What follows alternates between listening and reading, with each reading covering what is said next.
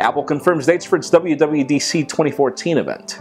Intel cooks up its first 64-bit kernel to support Android 4.4 KitKat, and is Google's next frontier to become a cell phone carrier. I'm Jaime Rivera, and I think Google's final frontier would be to become an airline, right? This is Pocketnow Daily.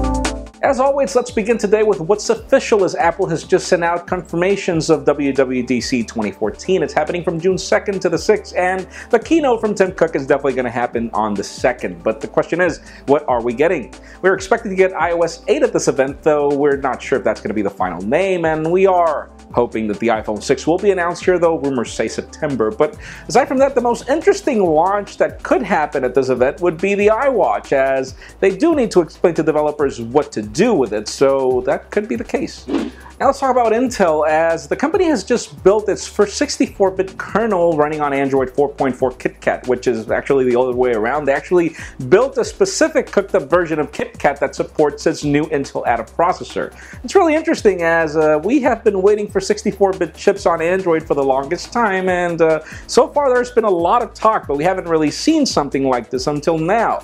Could this be Intel's new push into actually gaining traction in the smartphone market, as they've tried so bad and they haven't really gotten anywhere? Now let's talk about Samsung, as we get the first leaks of the Samsung Galaxy S5 Zoom, but I actually got the name wrong. It's not the name. The leaker is saying that this is the Galaxy K Zoom, and we don't really understand what they mean with that K. Could it be camera badly spelled or what? But apparently this will not be a Galaxy S device, and the question is exactly what are we getting here, as this does look like a smartphone and not like a camera necessarily. And again, links to the description for full details on what we saw. Now let's talk about Windows Phone, as yesterday was definitely Microsoft Day. We had everything you can think of pertaining Windows Phone 8.1, Windows 8.1, new Nokia devices, etc. But the question is, exactly when are we getting Windows Phone 8.1, as they didn't specify dates, they just said the summer. But apparently the developer build will be ready in the 2nd or 3rd week of April. They didn't really specify when in April, but late April. So stay tuned, as once that developer build is in the market, then it should be only a matter of weeks after that. And finally, for the very interesting news of the day, we get some new rumors that Google might want to become a cell phone carrier. I mean, they do maps, they do phone calls, they do almost everything, so why not a cell phone carrier? And as it turns out, the company is considering doing this in the cities that they have Google Fiber.